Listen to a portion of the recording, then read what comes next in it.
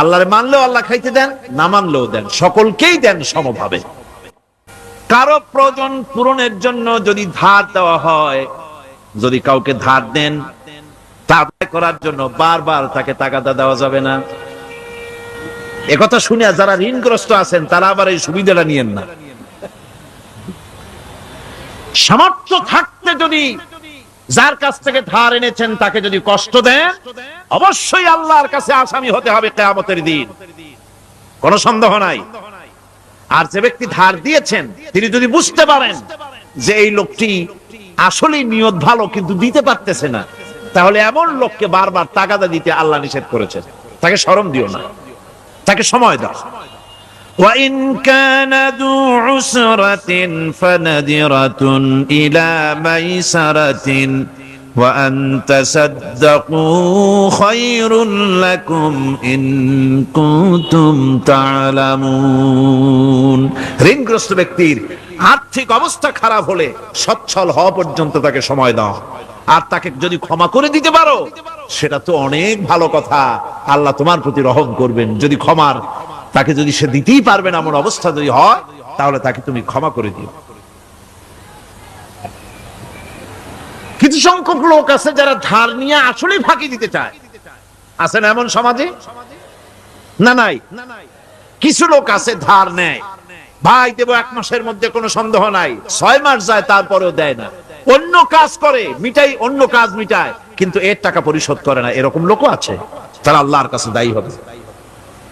একবার পত্রিকায় দেখেছিলাম কার বাড়িতে কার্টুন দিয়েছে, বাড়িতে বিরাট সাইনবোর্ড লাগাইছে কুকুর হইতে সাবধান। তার বন্ধু বলছে, ভাই তুমি কুকুর কিনলে কবে? কয় যে না, কুকুর কিনি নাই, সাইনবোর্ড লাগাইছি পাওনাদারদেরকে ঠেকাবার জন্য, যাতে সহজে বাড়ির মধ্যে না ঢোকে। এই চালাকিটা আর কেউ বুঝুক আর না বুঝুক, আল্লাহ পাক তো খুব ভালো করেই বোঝেন। রিক্সাওয়ালা ভ্যানওয়ালার পয়সা, ঘুষ নাই, ওর মধ্যে ঘুষ আছে। কিন্তু কিছু ভদ্রলোক আছে, বুড়া রিক্সাওয়ালা, এই বেটা এদিকে আয়। বুড়া মানুষ রিক্সা চালায়, সেই জন্য অপমান। ওই বেটা তোমার বাপের বয়সী, আপনি কইতে পারো না। এরপরে উঠলো রিক্সায়, 7 মাথা থেকে 14 মাথায় যাবে। ওখানে যায়া বললো যে ভাড়া কত, সে চাইলো 10 টাকা ভাড়া। আরে বেটা 10 টাকা ভাড়া, রেড বই দেখা। যখন রিক্সার ভাড়া দেয় তখন রেড বই দেখার প্রশ্ন ওঠে। আর যখন শাড়ি কিনতে যায় লেখা আছে ফিক্স প্রাইস, ঢোকার সাথে সাথে একটা 7 আপ অথবা একটা কি ঠান্ডা মান্ডা কিছু একটা দিল, খাইয়া ঠান্ডা। শাড়ির দাম কত? শাড়ির দাম 13,593 টাকা 92 পয়সা। এইখানে রেট কত তার তালাশও করে না, বেশি কথা কইলে ভদ্রতার খেলাপ হবে। ওইটা ঠিক মতো আনতে পারে, কিন্তু রিক্সাওয়ালার মাথার ঘাম ফেলানো পয়সা নিয়ে তার সাথে ঝগড়া করে, তর্ক করে। এটা ঠিক নয়। সহস্তে যে ইনকাম করে, রাসূলুল্লাহ বলছেন আল কাসিবু হাবিবুল্লাহ, নিজের হাতে যে কামাই করে সে আল্লাহর বন্ধু। মুমিন ব্যক্তির চোখের চাহনি ইবাদত। আপনি আমি যে দেখি, এই দেখাটাও ইবাদত। কি রকম? আল্লাহ যা দেখতে নিষেধ করেছেন তা যদি না দেখি। নবীজি বলেছেন, কোন সন্তান যদি তার মা বাপের দিকে রহমতের নজরে, ভালোবাসার নজরে যদি তাকায়, আল্লাহ রাব্বুল আলামিন তার আমলনামায় একটি নফল হজের সওয়াব লিখে দেন। সাহাবীরা জিজ্ঞেস করলেন, ইয়া রাসূলুল্লাহ, যদি কোনো সন্তান তার মা বাপের দিকে দৈনিক 100 বার তাকায় তো কি হবে? আল্লাহর নবী বলেন, আল্লাহর নিয়ামতের ভান্ডারে কোনো অভাব নাই। কোন বান্দা যদি তার মা বাপের দিকে দৈনিক 100 বার তাকায়, আল্লাহ রাব্বুল আলামিন তার আমলনামায় 100টা কবুল নফল হজের সওয়াব দিয়ে দিবেন। তা আপনার আমার চোখের চাহনি ইবাদতের মধ্যে শামিল। আপনি ব্যবসা করবেন, এটা ইবাদত। ফজরের নামাজ পড়েন, দোকানে চলে যান, তারপরে দোকান বিসমিল্লাহ বলে দোকান খোলেন, বিসমিল্লাহ বলে দোকানে বসেন। এরপরে ওজনে কম দেবেন না, খাদ্যে ভেজাল দেবেন না, মিথ্যা কথা কবেন না। আপনি যে ব্যবসাটা করলেন, ওজনে কম দিলেন না, খাদ্যে ভেজাল দিলেন না, মিথ্যা কথা বললেন না, নামাজটা ঠিক মতো পড়লেন, আপনার হাসর হবে মান নবিয়্যিন ওয়াস সিদ্দিকিন ওয়াস শুহাদা ওয়াস সালিহিন। বুঝেন কথা? যারা নাকি সত্যবাদী ব্যবসায়ী, নবীজি বলেছেন তাদের হাসর হবে নবী, সিদ্দিক, শুহাদা, সালিহিনদের সাথে হাসর নসিব হয়ে যাবে। আল্লাহ আল্লাহ আল্লাহ আল্লাহ আল্লাহ, কি ব্যবসা আমরা করি! টেলিভিশনে দেখতে পেলাম আমরা কি খাই, কি খাচ্ছি। আহারে মুসলমান, রসগোল্লা বানায়। টেলিভিশনে দেখলাম রসগোল্লা বানাবার পদ্ধতি। রসগোল্লা বানাইতে ছানা লাগে, দুধ লাগে, দুধ হইলেই ছানা হয়, যত দুধ তত ছানা। এত ছানা, এত দুধ পাবে কই? এত পয়সা খরচ করার সময় নেই। দুধ জাল দিয়া গরম করে দুধের মধ্যে টয়লেট পেপার ছাড়িয়ে দিয়া দ্রুত টয়লেট পেপার গলে গেল, ছানা হয়ে গেল, ওর মধ্যে চিনি দিয়ে গোল গোল বানাই দিল, খাও জম্মের খাও। যত কেক খান অধিকাংশ কেকগুলি পচা ডিম দিয়ে তৈরি। ফাস্ট ফুডের চিকেনগুলি যতগুলি কি বলে স্যান্ডউইচ, চিকেন স্যান্ডউইচ মরা মুরগি দিয়ে তৈরি। ইন্না লিল্লাহি ওয়া ইন্না ইলাইহি রাজিউন। এরাও মুসলমান, এরাও মুসলমান। হসপিটালের খানাগুলি পচা ডিম দিয়ে তৈরি করা হচ্ছে। চানাচুরগুলি ট্রেনের পোড়া মোবাইল দিয়ে ভাজা হচ্ছে। নুডলসগুলি পচা আটার ময়দা দিয়ে তৈরি করা হচ্ছে। দেখছেন না এগুলি আপনারা? না আমি বানাই বলতেছি, দেখছেন কি না? ভেজাল খাইতে খাইতে বাংলাদেশের মুসলমানদের পেটে এমন হয়েছে যে পিওর জিনিস খাইলে কলেরা হবে। পেট গেছে ভেজাল পুরু হয়ে। নাউজুবিল্লাহি মিন যালিক। এরপরে এই ভেজাল বিক্রি করিয়া রাসূলুল্লাহ বলেছেন, যে ব্যক্তি খাদ্যদ্রব্যে ভেজাল দেয় সে আমার উম্মত নয়। এখন আপনি হজ করেন, তাহাজ্জুদ পড়ে কপালের চামড়া উঠায় ফেলেন, রাসূলুল্লাহ বলেছেন তুমি আমার উম্মত নও। আল্লাহরে ফাঁকি দিবেন, বেহেশত আপনার মামু বাড়ি। এত সহজ না। খাদ্যদ্রব্যে ভেজাল যারা দেয় তারা মানবতার দুশমন, তারা মুসলমান নামের কলঙ্ক। সুতরাং আল্লাহ আবিদুন, ইবাদতকারী। আপনি খাদ্যদ্রব্যে ভেজাল দেবেন না, আপনি মিথ্যা কথা বলবেন না, বাংলাদেশে তৈরি কাটা কাপড় জাপানের সিল মারবেন না। আমার দেশের কাপড় কেনার মতো মানসিকতা আমার থাকতে হবে। আমার কাপড় আমার দেশে যেটা তৈরি হয় এটাই ভালো, এই মানসিকতা থাকতে হবে। খালি আমার সোনার বাংলা আমি তোমারে ভালোবাসি এইটুকু বললেই হবে না, ভালোবাসার প্রমাণ দিতে হবে, ঠিক কিনা? মিথ্যা কথা কেন বলতেছেন? আবার লাভ করতেছে 200 টাকা 500 টাকা, বলতেছে আল্লাহর কসম 2 টাকাও লাভ করিনি, লাভ করছে 100 টাকা, 2 টাকা লাভ করেনি। এই ধরনের মিথ্যা কথা বলার দরকারটা কি? আপনি বলেন আমি ব্যবসায় লাভ করবো না, তা আমি চলবো কি করে? আপনি কত করতেছেন তা বলার দরকার নেই। আর অতি মুনাফাখুরি। এই যে রমজান মাসে জনমের মতো পেঁয়াজের দাম বাড়লো, আটার দাম বাড়লো, আরো কিসের কিসের দাম বাড়লো জনমের মতো। কেন এই দাম বাড়ে? এই জন্য দাম বাড়ে, মুসলমানের এইগুলি আগের থেকে কিনে রাখে 2 মাস 3 মাস আগে, রোজাদারদের কষ্ট দেওয়ার জন্য। আরে রোজাদারের মুখের দুর্গন্ধ আল্লাহর কাছে মিস্ক এবং আম্বরের চাইতে পবিত্র। রোজাদারদের জন্য আল্লাহ তাআলা জান্নাতের একটা আলাদা গেট রেখেছেন, যার নাম রায়্যান। এখানে শুধু রোজাদারেরা প্রবেশ করবে। সব রোজাদার যখন ওই গেট দিয়ে প্রবেশ করবে, গেট বন্ধ হয়ে যাবে, আর কেউ ঢুকতে পারবে না। রোজাদারদের সাথে আল্লাহ স্পেশাল সাক্ষাৎ দিবেন, সুবহানাল্লাহ। সেই রোজাদার দিয়ে ব্যবসা করো। 2-3 মাস আগের থেকে রোজার আইটেমগুলি কিনে জমা করিয়া তারপরে রোজাদারদের উপরে ব্যবসা করো। তোমার ব্যবসা নিয়ে কোন জাহান্নামে থাকবে দেখবে। মুসলমান কপাল পোড়া, কি এর ইবাদত করে? সুতরাং আপনার ব্যবসা ইবাদত। আপনি জমিন চাষ করতে যাবেন, আপনি চাষি, আপনি উত্তম কাজ করছেন, আপনাকে কৃষক বলে কে ঘৃণা করবে? এই চাষের কাজ সর্বপ্রথম করেছেন আবুল বাশার হযরত আদম আলাইহিস সালাম, নিজ হাতে চাষ করেছেন। যারা হাদিয়া খায়, শুধুমাত্র হাদিয়া দিয়ে জীবন চালায়, কোনো কাজ কাম নাই, খালি হাদিয়ার উপরে নির্ভর আছে, এরকম একজন নবীর নাম শোনান আমার, একজন নবীর নাম শোনান উম্মতের হাদিয়া দিয়ে জীবন চালাইছে। কোন? আমি আপনার কাছে শিখে যাই, একজন নবীও উম্মতের উপরে নির্ভরশীল ছিলেন না। হযরত ইদ্রিস আলাইহিস সালাম দর্জি ছিলেন। দর্জি বোঝেন কি? টেইলর, দর্জি ছিলেন। দাউদ আলাইহিস সালাম কর্মকার ছিলেন, লোহা গুলি দিয়ে অস্ত্র নির্মাণ করতেন, লোহা দিয়ে বিভিন্ন জিনিস তৈরি করতেন। এভাবে করে প্রত্যেক পয়গম্বরের কাজ ছিল। নবী করিম সাল্লাল্লাহু আলাইহি সাল্লাম ব্যবসা করেছেন। অনেক অফিসার আছেন, জোহরের নামাজের সময় ছুটি নিয়ে আসছেন, জোহরের নামাজ পড়লেন, ঠিক আছে পড়ুন জামাতে, সুন্নত পড়লো, নফল পড়লো, এরপরে বসে বসে তসবিহ টিপতে থাকলেন, জায়েজ নাই। যেহেতু আপনি সরকারের একজন কর্মচারী, আপনি ফরজ এবং সুন্নত পড়ার এখতিয়ার আছে, নফল বাড়ি যেয়ে পড়েন, তসবিহ বাড়ি যেয়ে পড়বেন। গভর্নমেন্টের নির্ধারিত সময় যে আপনি ইবাদতের মধ্যে, জিকির আজগারের মধ্যে নষ্ট করলেন, বেতন নেবেন, হালাল হবে না বেতন। এর নাম ইসলাম, বাস্তব ধর্মী ইসলাম। আপনার রুজি হালাল হতে হবে।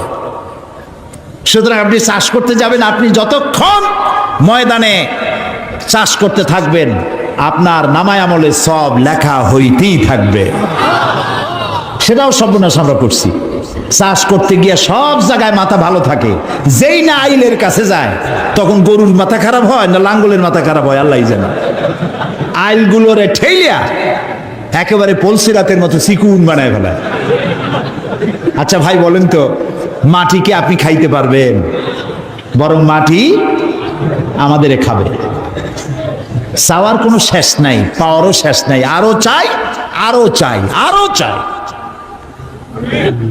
আল্লাহর নবী বলেন, লাউ কানা লি ইবনি আদামা ওয়াদিম মিন যাহাবিন লাহাব্বা ইয়াকুনা লাহু সানিন। কোন বান্দাকে যদি একটি মাঠ ভরে স্বর্ণ দেওয়া হয়, সে বলবে আল্লাহ আমারে আরো একটা মাঠ ভরে যদি স্বর্ণ দেওয়া হতো। আল্লাহর নবী বলেন, ওয়ালা ইয়ামলাউ জাওফা ইবনু আদামা ইল্লা তুরাব। মানুষের পেট কবরের মাটি ছাড়া কোনো জিনিস দিয়ে ভরবে না। দেখছেন, এমপি হইলে কয় আহারে মন্ত্রী যদি হইতে পারতাম। একটা গাড়ির মালিক আহারে যদি আরো 8টা 10টা গাড়ি হইতো, একটা হোটেলের মালিক আরো যদি 5টা হইতো। ইবাদত মানে শুধু নামাজ রোজা না। আল্লাহ তাআলা বলছেন, মা খালাকতুল জিন্না ওয়াল ইনসা ইল্লা লিয়াবুদুন। ইবাদত ছাড়া তৈরি করি নেই। যদি নামাজ রোজা হজ যাকাতই শুধু ইবাদত হয়, তাহলে তো সব কাম কাজ ফালাইয়া মসজিদে বসে থাকা লাগবে। ইবাদতের ব্যাপক অর্থ রয়েছে, জানতে হবে, বুঝতে হবে ইবাদত কারে কয়। প্রিয় ভাই সব, সেই সত্যিকারের ইবাদত করতে হবে আমাদেরকে। জীবনের সব ক্ষেত্রে আল্লাহর হুকুম মানার নামই হলো ইবাদত। সুবহানাল্লাহ কর। জীবনের সকল ক্ষেত্রে আল্লাহর হুকুম মাফিক জীবন পরিচালনা করার নাম ইবাদত। খাওয়ায়, পড়ায়, ওঠায়, বসায়, চলায়, রাজনীতি, অর্থনীতি, ইলেকশন, ভোট, নির্বাচন, সবটা ইসলাম। ইসলাম। যারা ধর্মনিরপেক্ষ তারা কয় ধর্ম আর রাজনীতি আলাদা। কে তোমারে কইল ধর্ম আর রাজনীতি আলাদা? তুমি কেডা এই ফতোয়া দিতে? তুমি কে? ধর্ম আর রাজনীতি যদি আলাদা হয়, তাহলে দাউদ আলাইহিস সালামকে কি বলবেন আপনি? সুলাইমান আলাইহিস সালামকে কি বলবেন? সুলাইমান আলাইহিস সালাম সারা দুনিয়ার রাষ্ট্রপ্রধান ছিলেন না?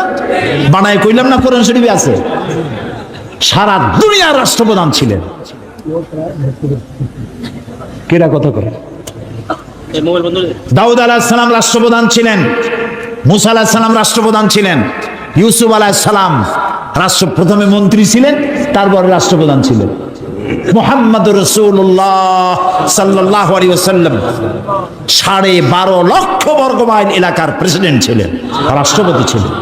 ধর্ম আর রাজনীতি যারা আলাদা বলে তারা মুসলমান নয়, মুসলমান নয়, মুনাফিক, মুনাফিক, মুনাফিক।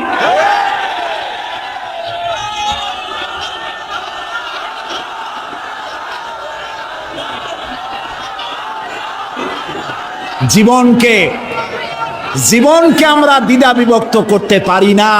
জীবনকে দুইটা ভাগ করার এখতিয়ার আমাদেরকে দেওয়া হয় নাই। জীবন একমুখী হবে, আল্লাহমুখী হতে হবে। আল্লাহ যা বলেছেন, রসুল যা করেছেন তাই আমাকে করতে হবে। বলুন, রসুল্লাহ প্রেসিডেন্ট ছিলেন না?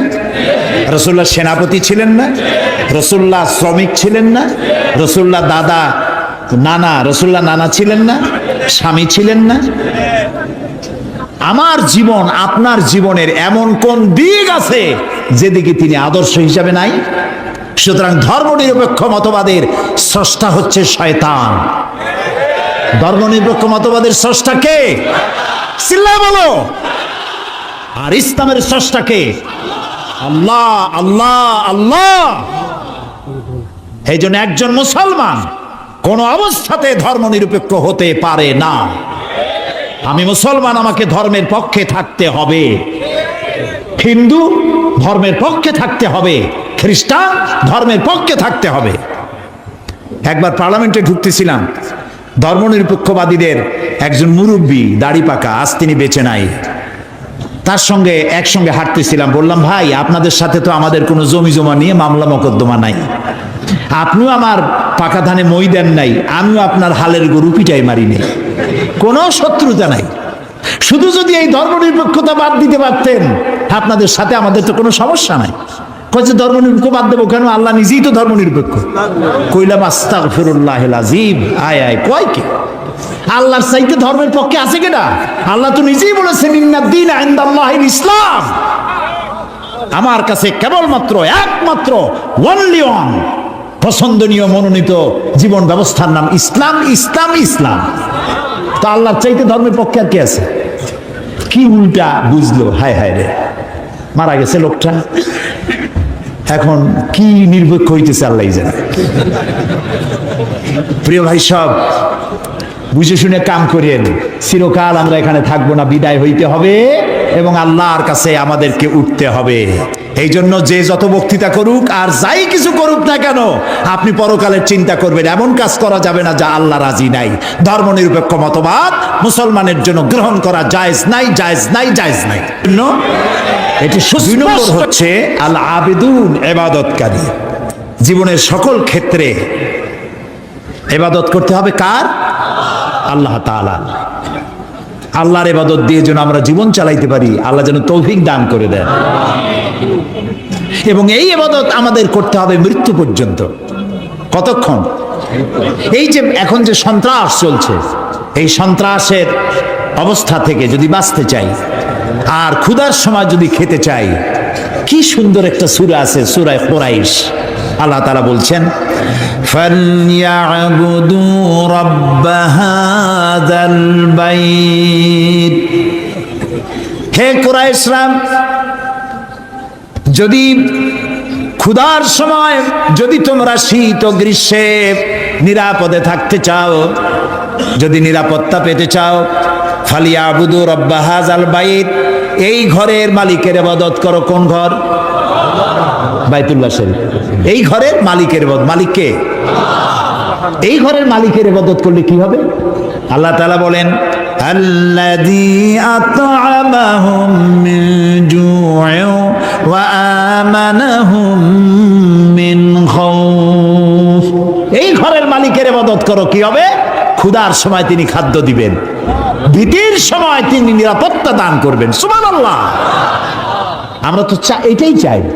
আমার ক্ষুধার সময় খাবার চাই, ভীতির সময় নিরাপত্তা চাই। কে দিতে পারবেন? কে দিতে পারবেন? আল্লাহ তাআলা দিতে পারবেন। আমরা কি জান্নাতে যেতে চাই? বলেন, যেতে চাই? আল্লাহ তাআলা বলেন, জান্নাতে যদি যেতে চাও, ফাদখুলি ফি ইবাদি ওয়াদখুলি জান্নাতি। আমার গোলামীর মধ্যে শামিল হও। ফাদখুলি ফি ইবাদি, আমার বান্দাদের মধ্যে শামিল হয়ে যাও। ওয়াদখুলি জান্নাতি, এরপর আমার জান্নাতে চলে যাও। গোলাম না হইয়া শিরক বিইবাদাতি রাব্বিহি আহাদা, এবং আল্লাহর ইবাদতের মধ্যে কাউকে শরীক স্থাপন করো না। শিরক কোন অবস্থাতে করা যাবে না। শিরক সম্পর্কে নবী করিম সাল্লাল্লাহু আলাইহি সাল্লাম একটা দৃষ্টান্ত দিয়েছেন, দারুণ দৃষ্টান্ত। শিরক কি ভয়াবহ জিনিস! শিরক সহজে বোঝা যায় না, সওয়াবের নিয়তেও মানুষ শিরক করে। এই শিরক বোঝা কঠিন, সেই জন্য রাসূলুল্লাহ একটা দৃষ্টান্ত দিয়েছেন। অমাবস্যার রাত। কিসের রাত? অমাবস্যার রাতে কালো পাথরের উপর থেকে কালো পিঁপড়া যদি যায়, চিন্তা করেছেন কথা? অমাবস্যার রাত, মানুষ নিজেকেও নিজে দেখে না। পাথরটা কি রঙের? ওর উপর থেকে যাচ্ছে কি দেখা যায়? এইটা যেমন দেখা যায় না, মানুষ নিজের অজান্তে না জেনে এরকম শিরকের মধ্যে মুবতালা হয়ে যায়। এই জন্য শিরক থেকে বাঁচতে হবে। কিয়ামতের দিন আল্লাহ তাআলা তার বান্দাকে, যে বান্দাকে জান্নাত দিতে ইচ্ছে করবেন, পাহাড় পরিমাণ গুনাহ যদি থাকে, আর আল্লাহ যদি ইচ্ছে করেন ওই বান্দাটাকে জান্নাতে দিবেন। আল্লাহ তো বেপরোয়া, কারো কাছে তার কৈফিয়ত দেওয়া লাগে? তিনি তার কোনো বান্দাকে জান্নাতে দিবেন। গুনাহ করেছে জীবনে বহুত, আল্লাহ বললেন তোরে মাফ করে দিলাম। কেউ বলতে পারবে যে আল্লাহ মাফ করলা কেন? না। আল্লাহ যদি মাফ করতে চান, ফেরেশতাকে বলবেন, ফেরেশতা দেখো তো তার আমলনামায় কোনো শিরক আছে নাকি। কোন শিরক যদি না থাকে, রিপোর্ট যদি হয়, আল্লাহ বলবেন মাফ করে দিলাম, যাও আমার জান্নাতে। তবে ভালো কাজ করতে হবে, তাহলে কিয়ামতের দিন কার সাথে দেখা হবে? আল্লাহর সাথে দেখা হয়ে যাবে। সুবহানাল্লাহ কবেন না? আল্লাহর সাথে দেখা হয়। আল্লাহু আকবার। যে অনুষ্ঠানে, জান্নাতের যে অনুষ্ঠানে আল্লাহ তাআলা তার বান্দাদের সঙ্গে দেখা করবেন, সুবহানাল্লাহ, সেই অনুষ্ঠানের কোন এক কোনায় কানায় আল্লাহ যেন আমাদেরকে একটু থাকার, বসার তৌফিক দান করে দেন। আল আবিদুন, জীবনের সব ক্ষেত্রে ইবাদত হবে আল্লাহ তাআলা। আর ইবাদত কাকে বলে? এক কথায় বলে দিলাম, আল্লাহর হুকুম মাফিক জীবন পরিচালনা করা, রাসূলুল্লাহর বিধান অনুযায়ী জীবন পরিচালনা করার নামটাই হলো ইবাদত। এখন আপনি যাই করেন, আল্লাহ এবং রাসূলের হুকুম মাফিক হতে হবে। 3 নম্বরে বলা হয়েছে আল হামিদুন, প্রশংসাকারী। কার প্রশংসা? বলেন সবাই। আল হামিদুন, প্রশংসাকারী। 1 নম্বরে কি বলছিলাম? তওবাকারী। 2 নম্বরে কি বললাম? ইবাদতকারী। 3 নম্বরে প্রশংসাকারী। প্রশংসা কার হবে? আল্লাহর। আল্লাহ আল্লাহ আল্লাহ আল্লাহ, তিনি ছাড়া প্রশংসা কারো হতে পারে না। আল্লাহ তাআলা কোরআনে শুরুই করেছেন নিজের প্রশংসা দিয়ে। সুবহানাল্লাহ। আলহামদুলিল্লাহি রাব্বিল আলামিন। পড়েন সবাই, আলহামদুলিল্লাহি রাব্বিল আলামিন। সমস্ত প্রশংসা, যাবতীয় প্রশংসা আল্লাহর জন্য। তার প্রশংসা করব না তো কার প্রশংসা করব? কোন হুজুর ফু দিয়া গ্লাস ফাটাইলো? কোন হুজুরে বাংলাদেশে বসে মক্কা শরীফের কুত্তা খেদাইলো, পুকুরে আগুন জ্বালাই দিল? ওগুলো আমার জানার দরকার নেই। এই প্রশংসা করার কোনো দরকার নাই। প্রশংসা করবো আল্লাহ এবং তার রাসূলের। সুবহানাল্লাহ। এটাই মুমিনের কাজ। আল্লাহর প্রশংসা করতে করতে জীবনটা শেষ হয়ে যাবে মুমিনের। সর্বক্ষেত্রে আল্লাহর প্রশংসা। কোনটার প্রশংসা করে শেষ করতে পারবেন? এই যে 2টা চোখ আল্লাহ দান করলেন, এই 2টা চোখের প্রশংসা করে শেষ করতে পারবেন? আরে এই চোখ 2টা যদি না থাকতো, আমি আমার মায়েরে দেখতাম না। এই একটা জিহ্বা টেস্ট মেশিন। দেখছেন কত রকমের টেস্ট একটা জিহ্বায়? পালং শাক, পুঁই শাক, লাল শাক, কলর শাক, মোটর শাক, এক একটা মজা আলাদা পান না একরকম? রসগোল্লার মজা একরকম, জিলিপির মজা আর এক রকম, ছানারটা আর এক রকম, চমচম আর এক রকম, পুঁটি মাছ একরকম, কই মাছ আর এক রকম, ইলশা মাছ আর এক রকম, ঠিক কিনা? মুরগির গোস্ত একরকম, গরুর গোস্ত আর এক রকম। হাজারো খাদ্যের টেস্ট একটা জিহ্বা দিয়া। সুবহানাল্লাহ। সেই জিহ্বা 32টা শত্রুর মধ্যে থাকে। কটা শত্রু? আর এই জিহ্বা দাঁতের প্রতি কত দরদ তার। কোন জায়গায় কোনো একটা কিছু ঢুকলে জিহ্বা ওইটা নিয়ে গুতোগুতি করতেই থাকে বাইর করার জন্য। এত রহমত করে, দয়া করে সে দাঁতের প্রতি, আর সেই দাঁত সুযোগ পাইলেই একটা বাইরে দেয়। দেখছেন অবস্থা? আল্লাহ তাআলা এমন সুন্দর জিহ্বা দিলেন, আহারে শুকর আদায় করে কুল পাওয়া যাবে।